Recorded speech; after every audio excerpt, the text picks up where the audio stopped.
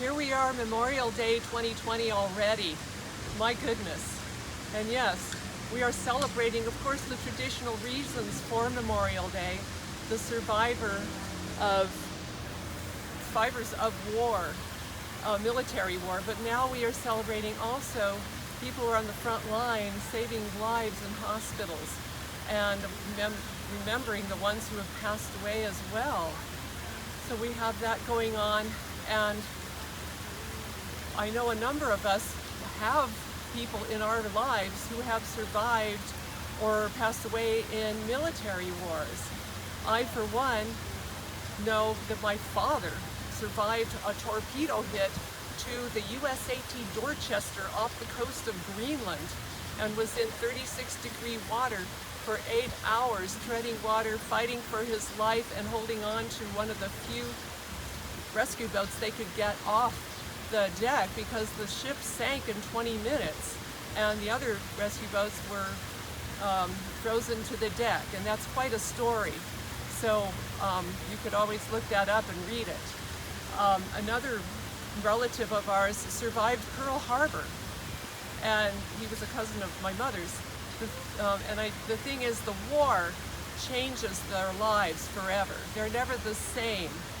And what I always wonder is why it has to be in the first place.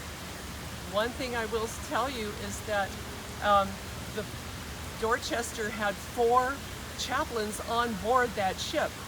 And those 4 chaplains, when the ship was going down, they gave up their life jackets to others, and my dad did too because he was a lifeguard on Lake Erie. And the chaplains parked arms and sang and prayed as the ship was going down to encourage the men during this very tragic ordeal. And I have spoken with some of the survivors because one of the nephews of the chaplains, David Fox, started a Immortal Chaplain Foundation that was on the front of the Queen Mary ship in Long Beach for a number of years. Unfortunately, David is no longer with us, which is very sad, and thus neither the organization.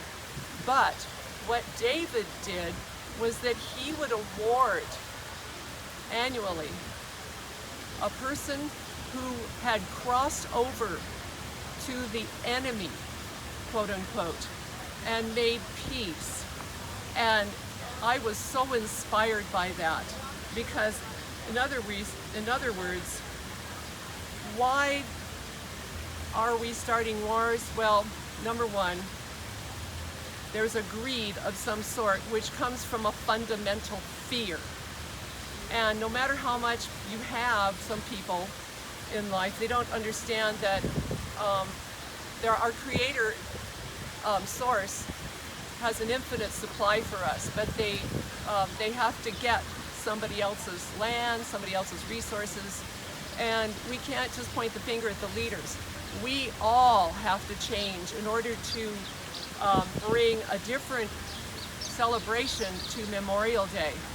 We have to stop making enemies of other people in our lives, as do leaders all over the world. All of us, leaders, whoever, it is our responsibility to do that, because there are those people, or not those people, I'm one of them.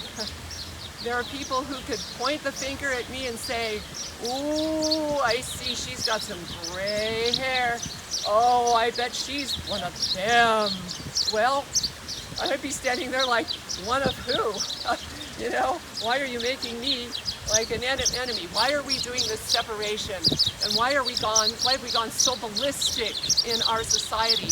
There's no need for it. Everything is a choice in every moment, and we have that. And we can choose for our higher, greater good, and that of all that is in the infinite universe and creation. So our country has been called many, many times to come to the rescue of another country that is being attacked. And I'm just thinking, well, this would not have to happen if really everybody would work things out. If other countries said, hey, I need these resources, can you work with me on it, instead of trying to take it? It's doable, and it can actually happen. So we must see and know our fundamental connection as divine beings. When we see that and when we live that, then and only then will we have the peace that we so desperately, need, because that's really our fundamental nature. That is our fundamental nature, no matter what anybody wants to tell you.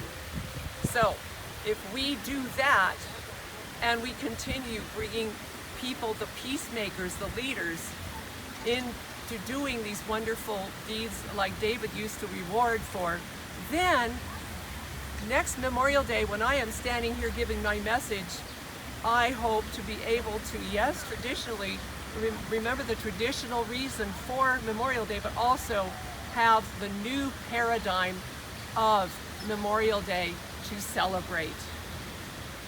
Thank you, blessings, and peace.